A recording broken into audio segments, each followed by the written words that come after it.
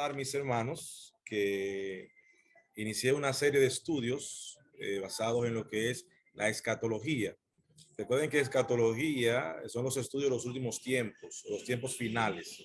Es importante resaltar, mis hermanos, que cuando hablamos de escatología estamos hablando de profecía, pero no toda profecía es escatología, ¿verdad? Escatología es específicamente acerca de los tiempos finales. Abarca muchas veces lo que es el Apocalipsis, también el libro de Daniel, Ezequiel, Isaías y otros libros también proféticos que hablan acerca de lo que son los últimos tiempos. Así que en esta noche vamos a continuar con esos temas. Iniciamos, mis hermanos, hablando acerca del arrebatamiento de la iglesia, del rapto de la iglesia. Ese fue el primer estudio que tuvimos. Luego tuvimos la continuación. Recuerden que estamos trabajando con la iglesia. Nosotros, como Iglesia de Cristo, estamos esperando ese evento tan importante que es el rapto de la iglesia. Inmediatamente sucede el rapto de la iglesia. Entonces se da lo que es el tribunal de Cristo, que fue el segundo estudio que realizamos. Y en esta noche vamos a tocar un tema que es secuencial. Continúa ahí mismo con el tribunal de Cristo. Entonces, hoy vamos a trabajar con las recompensas en el cielo, los galardones en el cielo. Recuerden, mis hermanos, que en el estudio pasado que estuvimos hablando acerca de lo que es el tribunal de Cristo, hablábamos de que ese tribunal es para los cristianos y que no tiene que ver nada con lo que es nuestra salvación. Ya hemos sido salvos y fuimos arrebatados para vivir eternamente en el cielo con nuestro Señor. Ahora bien, después de este evento, entonces, sucederá lo que es lo que vamos a tratar en esta noche. Luego de este estudio de esta noche, para el próximo miércoles, tendremos lo que son las bodas del Cordero. Luego de las bodas del Cordero, tendremos entonces el reino milenial de Cristo. Luego tenemos entonces el juicio del gran trono blanco. Si es que esa es la secuencia que tendremos en los próximos miércoles, Dios mediante. Vamos a iniciar entonces, mis hermanos, y quisiera que nos acompañaran a Apocalipsis, capítulo 22, para que iniciemos con la lectura, desde el versículo 12 al 14. Dice la palabra del Señor: he aquí yo vengo pronto. ¿Quién habla ahí? El Señor Jesucristo. Y mi galardón conmigo, para recompensar a cada uno según sea su obra. Yo soy el alfa y la omega, el principio y el fin, el primero y el último. Bienaventurados los que lavan sus ropas para tener derecho al árbol de la vida y para entrar por las puertas en la ciudad. Amén. Que Dios bendiga su santa y bendita palabra en medio nuestro. Escuchen bien, mis hermanos, lo que acabamos de hablar. Esto es específicamente para nosotros como iglesia, lo que hemos leído. Dice, aquí yo vengo pronto, el Señor Jesucristo. ¿Y qué trae? Su galardón con él. ¿Pero para qué trae ese galardón? Para recompensar a cada uno según sea su obra. Es importante resaltar, mis hermanos, que esto que estamos hablando aquí es para cristianos. Ya las obras del cristiano sí son válidas en el cielo, para los galardones, pero para la salvación no valen obras. Eso siempre lo hemos mencionado en los mensajes evangelísticos. Entonces, una preguntita. ¿Estamos nosotros haciendo la obra del Señor sabiendo que hay recompensas? Es una pregunta. O sea, ¿sabe el cristiano que tendremos recompensas en el cielo? Mi hermano, yo vivo muy preocupado con la situación de los temas escatológicos, porque hay hermanos que como que no creen mucho en los temas escatológicos y creen como que son fábulas. Mis hermanos, cuando entremos a este tema del milenio, yo espero que estén preparados porque ahí van a haber temas y conceptos que es bueno que se manejen de cómo va a ser ese milenio y entiendan que la palabra del Señor no habla de fábulas. Todo fue real y será real en nuestras vidas.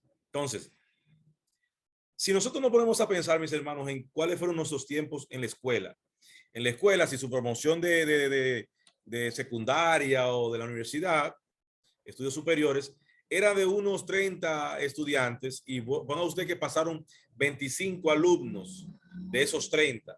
pasaron 25. Sin embargo, cuando hay graduación o termina un periodo o una clase o un año escolar, cuando se agota ese periodo o esa clase, hay premiaciones, reconocimientos.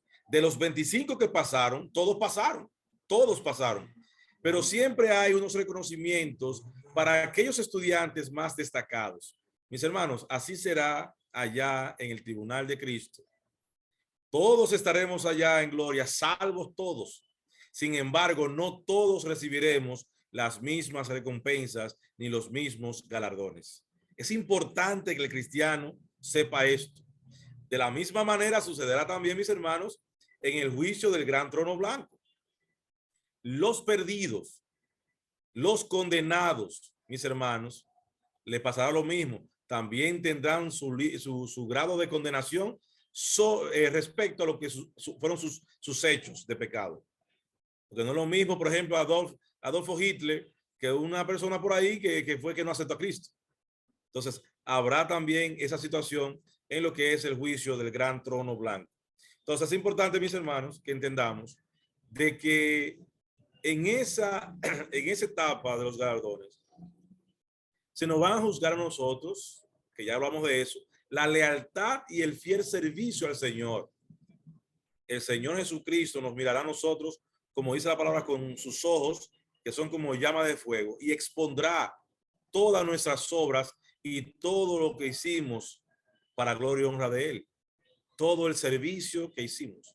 Entonces dice, por ejemplo, 2 Corintios capítulo 5, versículo 10, porque es necesario que todos nosotros comparezcamos ante el tribunal de Cristo. ¿Qué dice? Todos nosotros. Ya eso nosotros lo estudiamos anteriormente.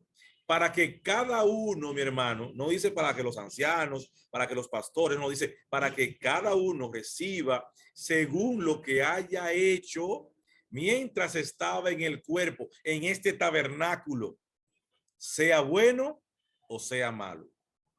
Es importante, mis hermanos, cada uno de nosotros va a recibir según hayan sido nuestras obras, nuestro servicio en la iglesia, en el ministerio. Ah, no, yo veo que el hermano Juan o el hermano Carlos o el hermano tal, ese que hace el trabajo, yo lo voy a dejar tranquilo a él, yo no quiero estorbarle, ni quiero, no, es que él lo está haciendo bien, yo no me voy a sumar. Hermano, más vale que se sume, porque si no se suma entonces, ¿y los galardones suyos? ¿Y lo suyo dónde está? Entonces, cada uno será juzgado, desde el pastor de la iglesia, el anciano de la iglesia, hasta el más humilde de los hermanos, será juzgado en el tribunal de Cristo. Pero hay una esperanza, mis hermanos, todavía hay tiempo. Todavía hay tiempo para hacer un buen trabajo en la obra de la iglesia, en la obra del Señor, para el cuerpo de Cristo, para gloria y honra de su santo y bendito nombre. ¿Y qué tenemos que hacer? Empezar a trabajar y a acumular buenas obras y a cambiar de madera a oro, de hojarasca a oro, de heno a oro, o piedras preciosas, o plata, mis hermanos. Porque si usted o cualquier hermano, lo que estamos es juntando un grupo de leñas, cuando pase por el fuego del Señor, ceniza nada más va a quedar. Entonces, nuestro deber, mis hermanos, es obrar y trabajar en el ministerio del Señor para que nuestras obras, como dice Juan, estén completas en el día de Cristo. Dice 1 Corintios capítulo 3 del 9 al 14, porque nosotros somos colaboradores de Dios. ¿Qué somos? Colaboradores. Estamos para ayudar, estamos para servir, para trabajar en el ministerio. Y vosotros sois labranza de Dios, edificio de Dios, conforme a la gracia de Dios que me ha sido dada. Entonces dice Pablo, yo como perito arquitecto puse el fundamento y otro que hace, edifica encima, pero cada uno mire cómo sobreedifica, cada uno mire cómo trabaja en la obra, cada uno mire cómo está predicando la palabra del Señor, cada uno mire su ministerio, porque ya el fundamento que es Cristo, Pablo lo depositó en los gentiles. Entonces, porque nadie puede poner otro fundamento, nadie puede poner a otra persona que no sea Cristo, que el que está puesto, el cual es Jesucristo, especifica. Y si sobre este fundamento alguno edificare, ojo hermano, oro, plata y piedras preciosas, o madero, heno, hojarasca, la obra de cada uno se hará manifiesta, porque el día la declarará, pues por el fuego será revelada, y la obra de cada uno, cual sea, el fuego la probará. Si permaneciere la obra de alguno que sobreedificó, recibirá recompensa. ¿Oyeron ahí? Recompensa. Si la obra de alguno se quemare, él sufrirá pérdida. Si bien él mismo será salvo, aunque así como por fuego. Salvo por salvo, ¿verdad? Pero dice la palabra de Dios que debemos cada uno presentar nuestras obras. Dice, ¿no sabéis que sois templo de Dios y que el Espíritu de Dios mora en vosotros?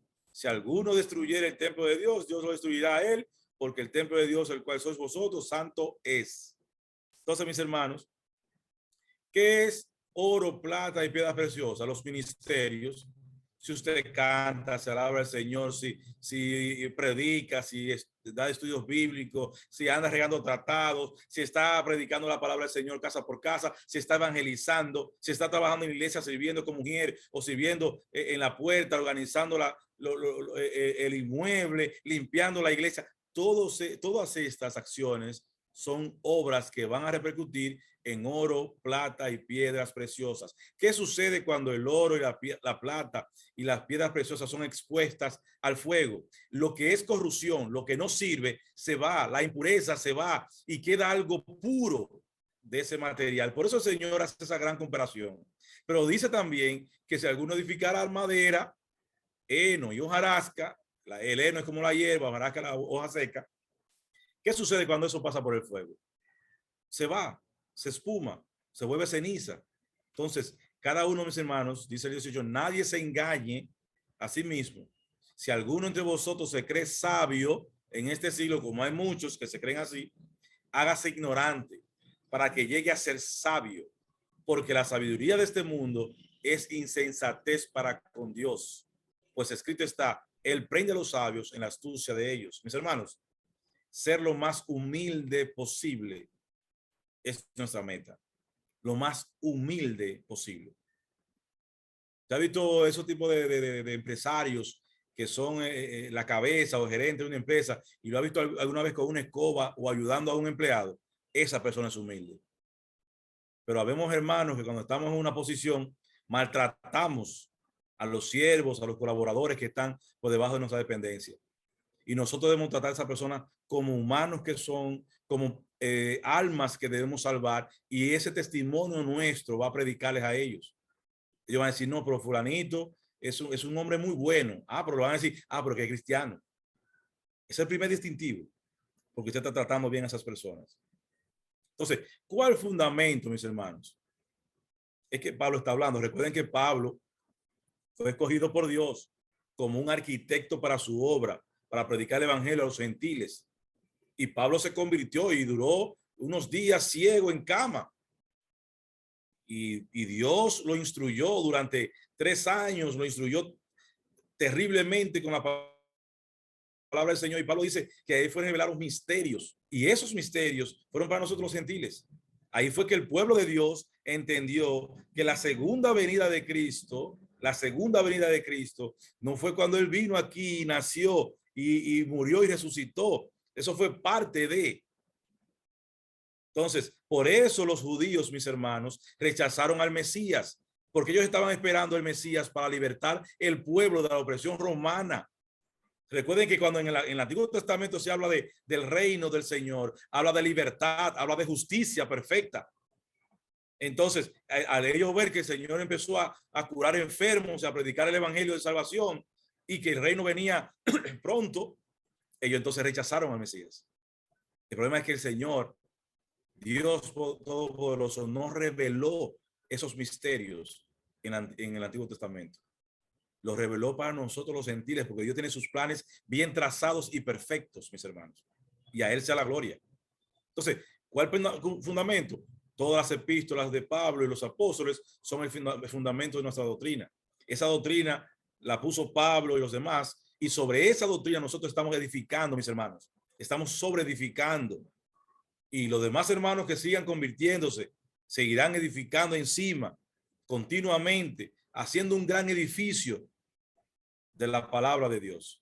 Y dice la palabra, si sobre ese fundamento alguno edifica madera, heno, hojarasca, eso se hace, mis hermanos, ¿cómo? ¿Cómo se edifica heno, madera y hojarasca? Sin hacer nada. Eso es sencillo. Usted quiere edificar heno, madera y hojarasca, no haga nada para el Señor. Y eso viene como, no sé si ustedes han fijado, que en los patios las hojas secas llegan sin invitarse. Pasa una brisita y le deja el patio lleno de hojas. Bueno, pues entienda que sin usted hacer nada, todo eso se le va a acumular. Pero también se le acumula cuando usted tuerce la palabra del Señor y engaña a las almas, a las personas allá en la calle. O cuando el hermano le roba a la iglesia, roba la ofrenda o saca provecho de la palabra del Señor. O cuando está pendiente de las fallas de los demás y las debilidades de los demás hermanos y empieza a criticar en la iglesia. Mira, fulanito, todo eso, mis hermanos, todo eso genera heno, hojarasca y madera. Entonces, la palabra de Dios debe ser predicada basada en la doctrina de los apóstoles. Y cuando tú hablas la verdad de Cristo y no hablas para que la iglesia se llene, porque ahora vemos mensajes en las redes sociales alentando a las personas de que no, que tú vas a superar los problemas, que en Cristo somos más que vencedores, que las cosas, si tú te conviertes, van a hacer bien, que tú debes ofrendar, debes diezmar y dar lo mejor para que Dios te multiplique, y todo lo que pintan es maravilla. Entonces todo eso son heno, hojarasca y madera, porque la palabra del Señor dice que en este mundo tendremos aflicciones, pero debemos confiar en el Señor Jesucristo porque Él ha vencido a este mundo. Y como Él venció, nosotros también venceremos.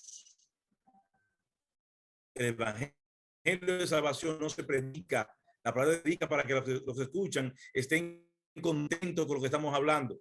Predica y me corte a mí también. Los llama al arrepentimiento y a mí a la edificación.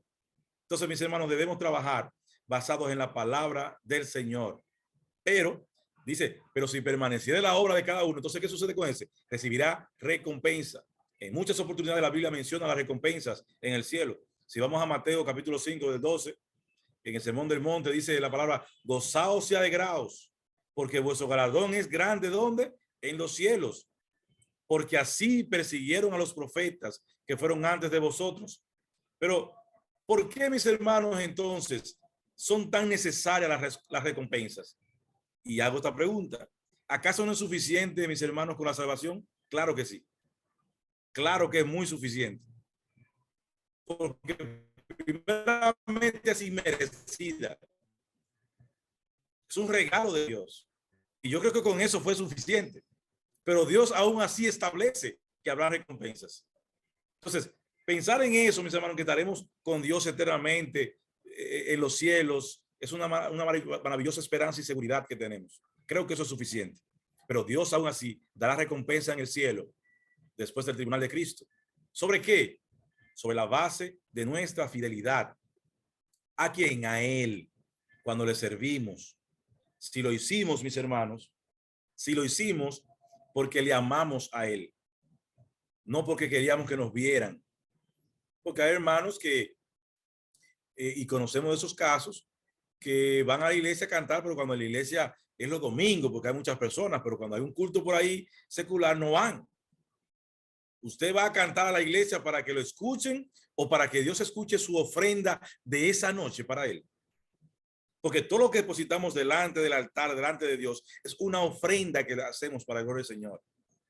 Y cuando alabamos a Dios, también llevamos un mensaje a las personas allá afuera. La recompensa, mis hermanos, mostrarán la realidad de nuestra condición como hijos. Si vamos, por ejemplo, a Gálatas, quisiera buscarlo, Gálatas capítulo 4, versículo 7. Gálatas 4, 7 dice, así que ya no eres esclavo, sino hijo. Y si hijo, también heredero de Dios por medio de Cristo. Somos herederos de Dios por medio de Cristo. Y si Cristo viene con sus galardones, también esos galardones nos corresponden a nosotros, mis hermanos, porque Dios así lo estableció. Pero también porque Dios es justo y cuando Él habla algo, lo va a cumplir. Por ejemplo, si vamos a Hebreos 6:10, Él va a dar la recompensa. Vamos a ver Hebreos 6:10, que habla también. Dice la palabra de Dios, porque Dios no es injusto para olvidar vuestra obra y el trabajo de amor que habéis mostrado hacia su nombre, habiendo servido a los santos y sirviéndoles aún. Dios no es injusto, Dios es justo, mis hermanos, y Dios dará recompensa en el cielo a fin de cumplir con lo que Él mencionó de la siembra y la cosecha. Ahí mismo, por ejemplo, vamos a Gálatas, que lo buscamos ahora mismo, en Gálatas capítulo 6, versículos 7 al 9, dice, no os engañéis, Dios no puede ser, ¿qué? Burlado, pues todo lo que el hombre sembrar, eso también segará, porque el que siembra para carne, de la carne segará corrupción, mas el que siembra para el espíritu, del espíritu segará vida eterna. No nos cansemos, mis hermanos, pues de hacer el bien, porque a su tiempo segaremos si no desmayamos. Amén. Entonces, debemos saber, mis hermanos, que sí existen las recompensas en el cielo. Y ese trabajo no es en vano, mis hermanos. Dice 1 Corintios, lo vale también, capítulo 15, 58. Así que, hermanos míos, amados, estad firmes y constantes, creciendo en la obra del Señor, siempre, escuchen, sabiendo que vuestro trabajo en el Señor no es en vano. Mis hermanos, nada de lo que hacemos en el Señor es en vano. Si usted necesitaba una recompensa, una motivación, la Biblia está llena de eso. Pero no lo haga procurando eso, hágalo por amor a Cristo. Pero sepa que nuestro trabajo, mis hermanos, no es en vano. El Señor vino a este mundo a morir por nosotros, a brindarnos vida eterna, y todo lo que le corresponda a Él también Él lo va a compartir con nosotros, porque somos coherederos de su reino, coherederos de esa gracia. Entonces, nuestras vidas están protegidas y guardadas, mis hermanos, en Cristo, en ese que está sentado a la diestra de Dios, intercediendo por cada uno de nosotros. Si vamos a Colosenses, capítulo 1, Colosenses capítulo 3, versículo 1 al 4. Si pues habéis resucitado con Cristo, buscad las cosas de arriba, donde está Cristo sentado a la diestra de Dios. Poned la mira en las cosas de arriba, no en las de la tierra, porque habéis oído y habéis muerto y vuestra vida está escondida con Cristo en Dios. Cuando Cristo vuestra vida se manifieste, entonces vosotros también seréis manifestados con Él en gloria. Amén. Esa es nuestra esperanza y seguridad, mis hermanos. También el Señor habitaremos con Él. Juan 14, del 1 al 3 nos habla de eso. Nuestras vidas, mis hermanos, están íntimamente ligadas a la vida del Señor Jesucristo. La recompensa que Él recibe, la comparte con todos nosotros, porque nosotros le recibimos a Él como nuestro Salvador. Dice la Biblia en Romanos 8:17, y si hijos también herederos, herederos de Dios y coherederos con Cristo, si es que padecemos juntamente con Él, para que juntamente con Él seamos glorificados. La Biblia está llena de este tipo de enseñanza, mis hermanos. Nuestras recompensas en el cielo dependen de la bondad y del poder de Dios. Es de eso que dependen. ¿A través de qué? De la resurrección de Cristo. Nosotros también ganamos una herencia en el cielo.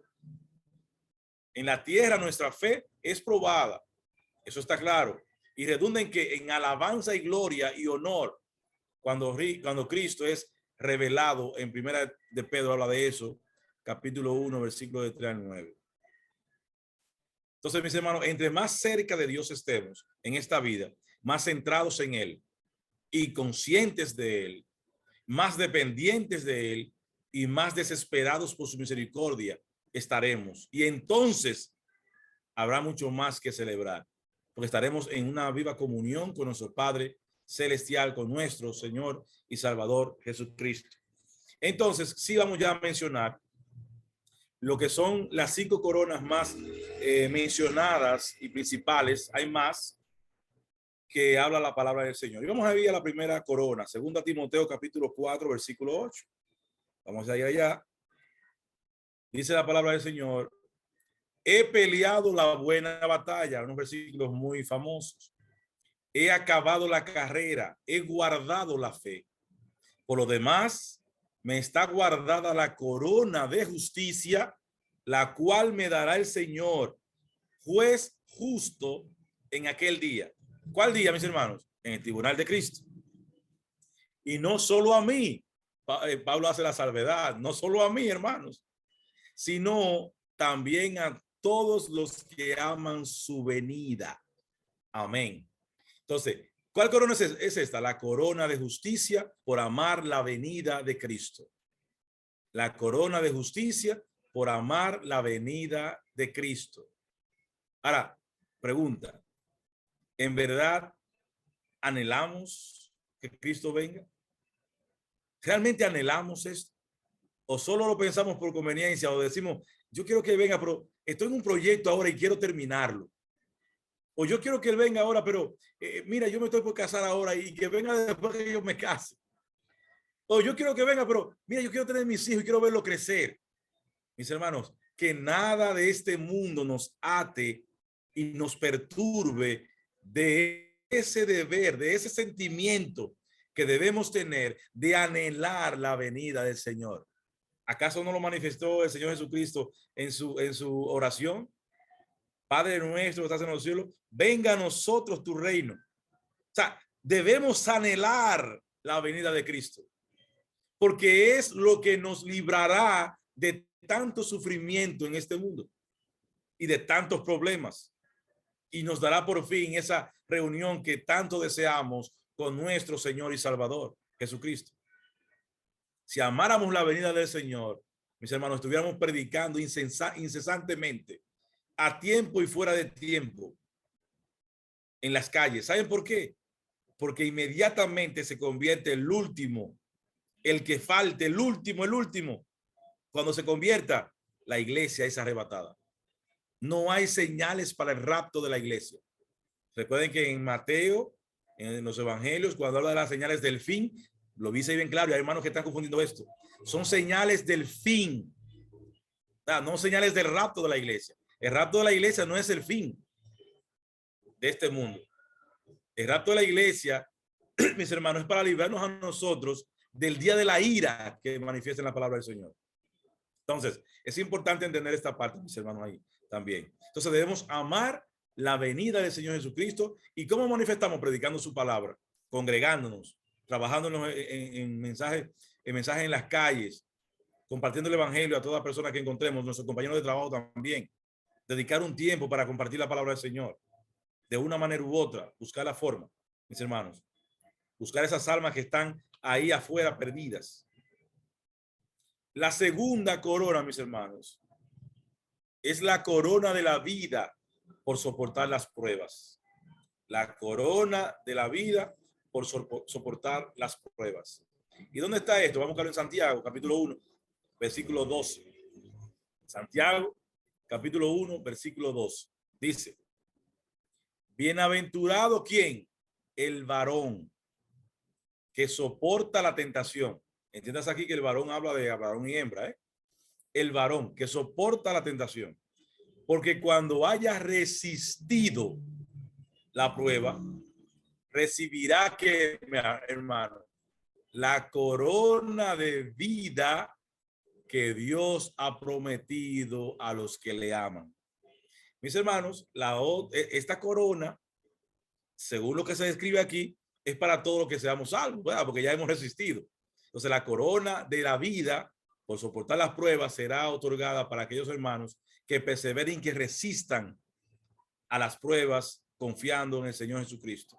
Apocalipsis capítulo 2, versículo 10 también habla un poquito de eso. Dice, no temas en nada lo que vas a padecer. Hermano, no temas en nada. En las enfermedades, en las situaciones, no temas. He aquí el diablo echará a algunos de vosotros en la cárcel para que seáis probados y tendréis tribulación por 10 días. pero dice la palabra, sé fiel hasta la muerte y yo te daré la corona de la vida. Y yo te daré la corona de la vida. Aunque este versículo también es muy aplicable a lo que es la gran tribulación, cuando las personas van a tener que, los hermanos que se conviertan en esa época, van a tener que dar su vida por amor a Cristo. Eso es también aplicable para nosotros, mis hermanos, porque lo habla en Santiago también. Entonces, mis hermanos, es importante esto. Nosotros debemos soportar y resistir en las pruebas. Hay hermanos que cometen un grave error. Hay hermanos, mis hermanos, que pasan por situaciones como cualquiera de nosotros puede pasar y hemos pasado. Y en vez de comunicarlo a los ancianos, mis hermanos, estoy pasando por una situación difícil, no me coloque para trabajar, ore por mí y voy a pedir la oración para los hermanos también para pasar este proceso. Pero hay hermanos que hacen lo contrario. Hay hermanos que cogían su maleta y se fueron. Hermanos que dicen, no, yo no me siento digno del Señor, yo no puedo estar en la iglesia porque estoy, Señor, hermano, señora, joven, es mejor estar 1000 veces a los pies del Señor, humillado y en proceso de restauración, que estar lejos de Él. Lejos de Él no tenemos esa protección. A sus pies sí la tenemos. Confiando en Él sí podemos vencer. Pero lejos de Él no se puede hacer nada. Ahí entonces viene el diablo con 7 pichones más y acaba con nuestras vidas. Mis hermanos, debemos tener mucho cuidado con esto. Nadie es perfecto. Si no, pregúnteselo a David. Pregúnteselo a David. Pregúnteselo a los demás. A Pedro también. A Abraham, que decía, aunque la Biblia lo titula y Dios le dice el padre de la fe, Abraham puso su fe al filo de la navaja también. Entonces, mis hermanos, debemos estar siempre pendientes de que nosotros, mientras estemos en este cuerpo, somos muy vulnerables y fallamos. Pero debemos confiar porque Cristo, que mora en nosotros, venció el mundo. Y Él nos da la garantía que nosotros también venceremos si resistimos y permanecemos en Él, en su presencia. Mis hermanos, así que ojo con esta corona de la vida. Vamos a cuidarla. La tercera corona, mis hermanos, es la corona de gloria. Y adivine para quién es esta corona. La corona de gloria por pastorear con amor. Vamos a primera de Pedro, capítulo 5, de 2 al 4. Eso para los líderes, ancianos y pastores. Dice, apacentad la grey de Dios. Primera de Pedro, capítulo 5, del 2 al 4. Apacentad la grey de Dios que está entre vosotros. Primero ahí resalte que dice entre vosotros. Recuerden que la Biblia habla de que el liderazgo es plural en la iglesia. O sea, plural. Ancianos. Cuidando de ella, no por fuerza. El anciano o el pastor o los ancianos o pastores no deben dirigir la iglesia basada en fuerza y en temor ni sujeción, sino voluntariamente. A ningún hermano se le forza o se le fuerza, como se corrige. A ningún hermano se lleva a ese extremo. A ningún hermano se lleva. Al hermano se le predica la palabra del Señor, se le amonesta verbalmente, que vamos a hablar de eso también. Se le da, se le disciplina, se le aconseja, se le habla con mucho amor, pero no se puede forzar a un hermano. Dice, no por ganancia deshonesta. También hace una advertencia a aquellos que quieren vivir de los hermanos también más vulnerables mentalmente, sino con ánimo pronto, sino presto siempre para atender a esos hermanos, sus necesidades, sus situaciones, no como teniendo señorío sobre los que están a vuestro cuidado, no pareciendo el jefe. Si ustedes se fijan, para algunos hermanos por ahí, los pastores son dioses. Ah, no, mi pastor es fulanito. Y el pastor recibió una revelación de que nosotros mañana tenemos que caminar desnudo en la calle y para allá se van. No, que el pastor dijo que mañana tenemos que dormir en el piso en la iglesia porque Dios se lo reveló y allá se van. No importa que la Biblia no diga eso, pero como el pastor lo dijo, para ellos eso es lo que vale. También como también para otras personas por ahí que lo que diga el Papa es lo que vale.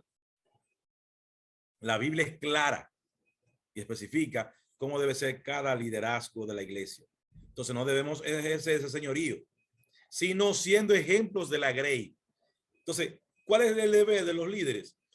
Y ser ejemplos para que los demás sean imitadores y vean. El hermano dice que debemos actuar con amor. Sí, porque él es muy amoroso. Él nos habla con amor, pero también nos corrige, como dice la palabra que debemos hacerlo, sin tapujos. Y cuando aparezca, dice aquí, si usted actúa así, cuando aparezca el príncipe de los pastores, nuestro Señor y Salvador Jesucristo, vosotros recibiréis la corona incorruptible de gloria. Entonces, ¿qué recibirán los ancianos y los pastores cuando ya hayan hecho bien su trabajo? Una corona incorruptible y de gloria por pastorear con amor la grey de Cristo. Y hace una advertencia también, igualmente, jóvenes están sujetos a los ancianos y todos sumisos unos a otros, revestidos de humildad. Hay hermanos que discuten con los pastores y los ancianos. Hay hermanos que se enfrentan a los líderes. Y aquí dice que debemos ser que sumisos y debemos revestirnos de que de humildad. Porque Dios resiste a los soberbios. Dios pone una barrera a los soberbios, pero dice aquí que da gracia a los humildes. Y qué hermoso ha sido para nosotros recibir la gracia de Dios en nuestras vidas. Entonces, si yo quiero gracia de Dios, no gracias. Si quiero gracia de Dios en mi vida, yo debo ser humilde. Entonces, mis hermanos, debemos empezar a cultivar más esa humildad que tanto habla la palabra del Señor. Y esta corona Dios la da a los que han sido buenos líderes en la iglesia. El contexto habla de ancianos, de pastores, gente comprometida con el ministerio, que guían a los hermanos, que enseñan a los hermanos, que doctrinan en la iglesia. Pero algunos hermanos piensan que amar es permitir hacer de todo lo que quieran en la iglesia. Que su hermano va debidamente a la iglesia. No, eso es el modernismo, eso se está usando ahora. No, eso no es amor, porque Dios dice en su palabra que al que él ama, vamos a leer lo que dice Hebreos capítulo 12, versículos 6 al 8, dice, porque el Señor al que ama, ¿qué hace? Disciplina y azota a todo al que recibe por hijo. Ojo, no como he visto en unos videos de unos pastores que ponen a los hermanos en fila y con una correa le da para de fuetazo. No es así, ¿no? Entonces, si soportáis la disciplina, dice la palabra de Dios, Dios os trata como a hijos. Óigame bien, mis hermanos, si somos humildes y soportamos la disciplina de Dios y de los líderes, Dios os trata como a hijos. ¿Por qué? ¿Qué hijo es aquel a quien el Padre no disciplina? Se os deja sin disciplina, de la cual todos han sido participantes, entonces sois bastardos y no hijos. Sois bastardos y no hijos. Entonces la palabra de Dios es clara, mis hermanos. No obviemos estos versículos claves de la Biblia. Los hermanos, los líderes, los ancianos, pastores, tienen la responsabilidad de corregir, de disciplinar y de llamar la atención a todo aquel que esté en falta. Y debemos nosotros como hermanos ser humildes para recibir dicha disciplina o corrección. Dejemos a un lado nuestro orgullo, botemos la soberbia y vamos a demostrar esa humildad que tanto el Señor recalca en su palabra. Mis hermanos, es importante recordar que el pueblo de Dios sufría constantemente de estas situaciones, sufría de falsos profetas. ¿Qué le decían siempre los profetas falsos al pueblo de Israel cuando consultaban los reyes y los jueces? No, el pueblo está bien. Dios mandó a que estamos bien, que no va a pasar nada. ¿Y qué hacía el Señor Dios? Que mandaba a sus profetas. ¿Y qué predecían los profetas?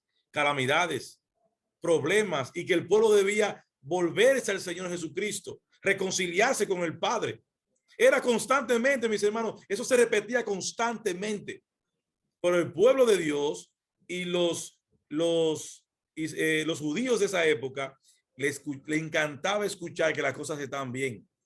Y a hermanos que no les gusta escuchar que las cosas están mal, que no, todo el tiempo estamos bien. No, hermano anciano, hermano pastor, yo estoy bien espiritualmente, que no me estoy congregando, pero yo estoy orando en la iglesia, yo estoy orando en mi casa y leyendo la palabra de Dios.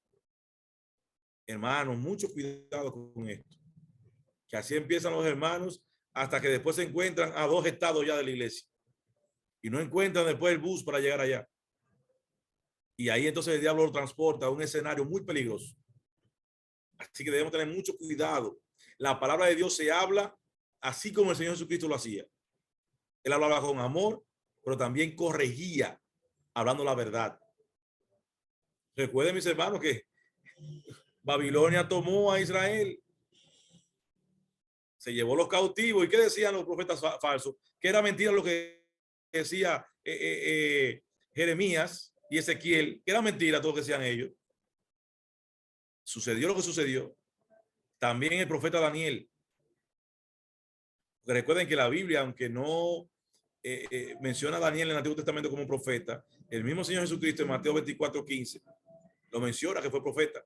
Lo que pasa es que hay que resaltar, y esto es un paréntesis, de que en el Antiguo Testamento se nombraba como profeta aquellos que se dedicaban a la profecía. Daniel, a lo que Dios lo puso fue a ser gobernador, pero también era profeta porque Dios hablaba a través de él. Y también David fue llamado profeta en Hechos capítulo 2, versículo 29 al 30. También David fue llamado profeta. Entonces, mis hermanos, los ancianos tienen la obligación de ver si algo anda mal en la iglesia y corregirlo.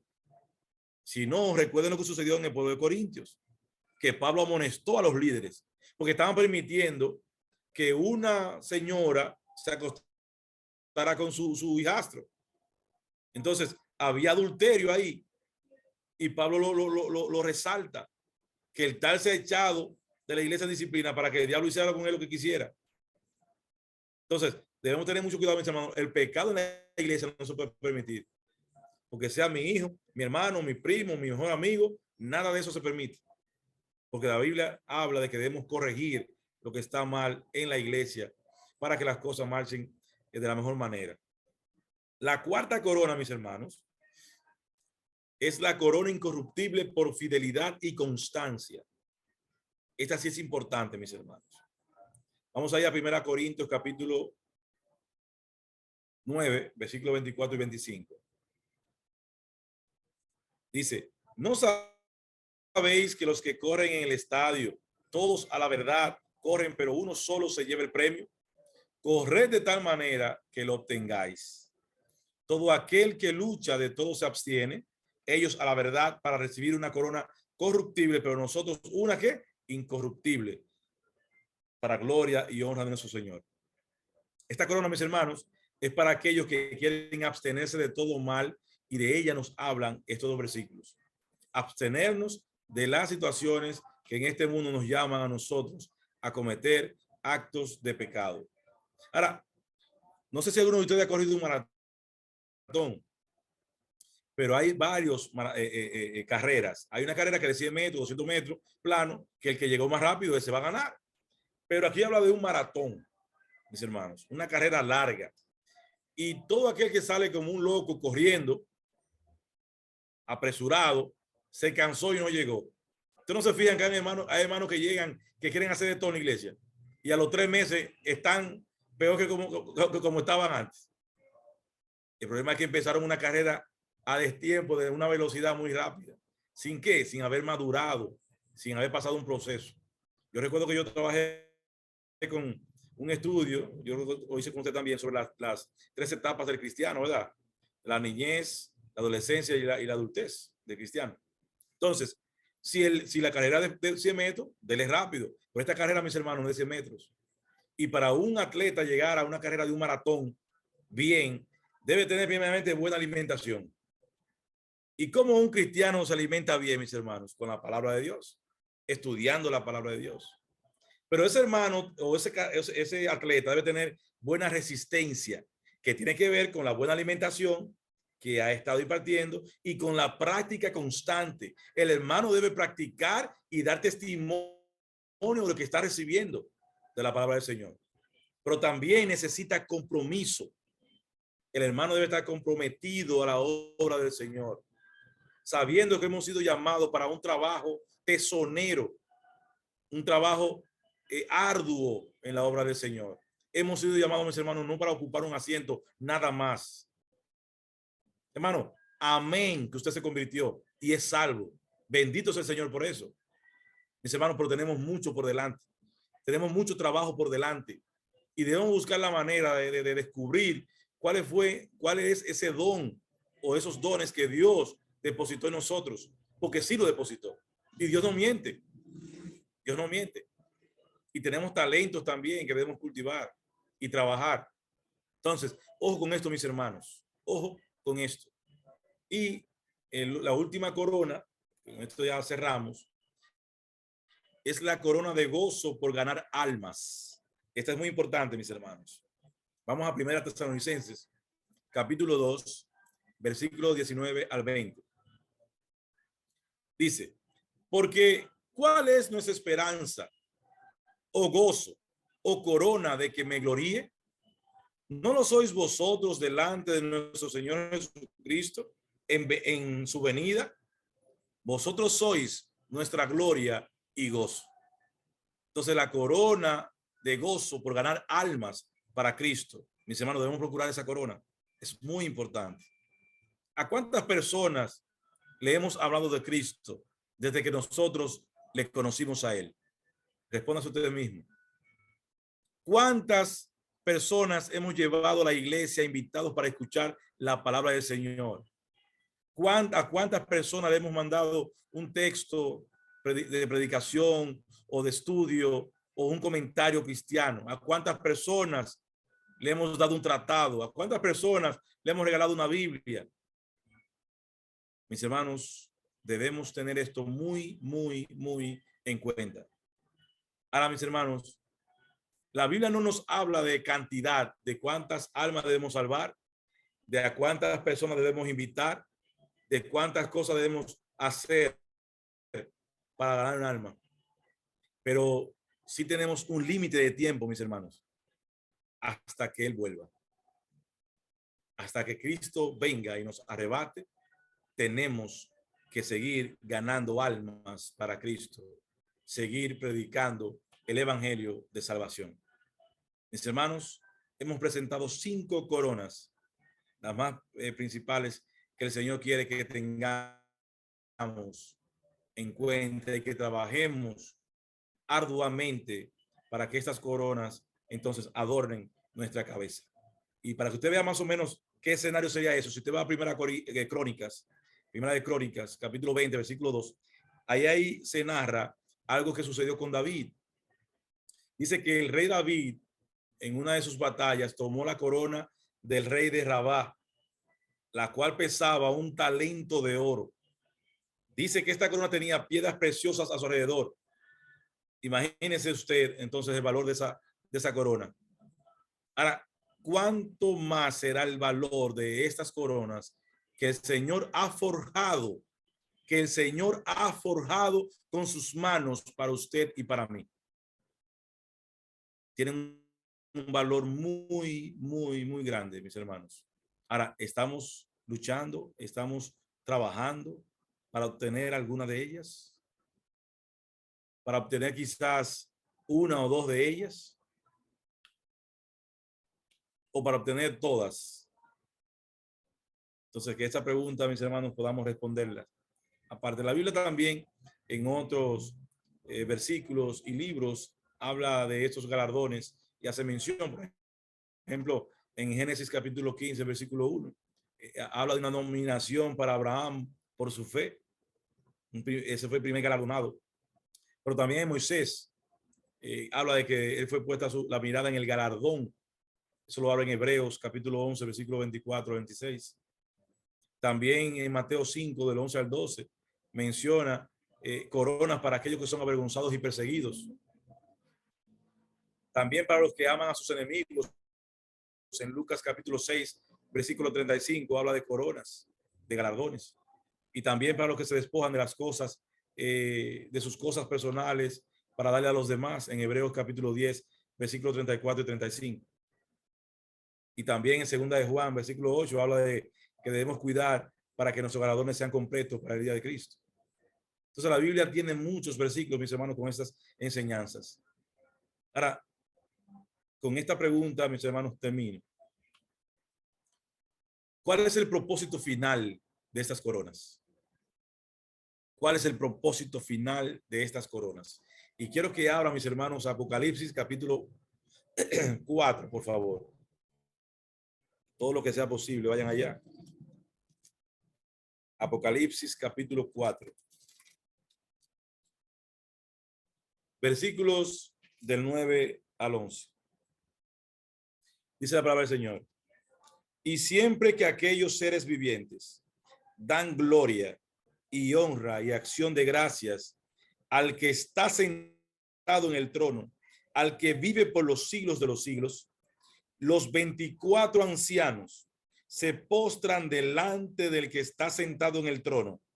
Entiéndase, mis hermanos, que hay una enseñanza de que estos ancianos representan a los gentiles en el Apocalipsis. Los 24 ancianos se postran delante del que está sentado en el trono y adoran al que vive por los siglos de los siglos. Y escuchen bien, lean bien, y echan sus coronas delante del trono diciendo: Señor, digno eres de recibir la gloria y la honra y el poder, porque tú creaste todas las cosas y por tu voluntad existen y fueron creadas. Amén. Amén. Ya sabemos, mis hermanos, para qué son las coronas. Es para entregársela a aquel que es de ella, aquel que la merece, en un acto de adoración a su nombre. La entregaremos al que es digno de recibir toda gloria y toda honra y poder por los siglos de los siglos. A él sea la gloria, mis hermanos. Todo lo que somos es para la gloria de él. Todo lo que recibamos también es para él. Así que, hermanos, procuremos de verdad dedicarnos por completo a la obra del Señor para que estos galardones, mis hermanos, sean de una bendición para nuestras vidas y podamos depositarlas delante del Padre para gloria y honra de su nombre. Que Dios le bendiga.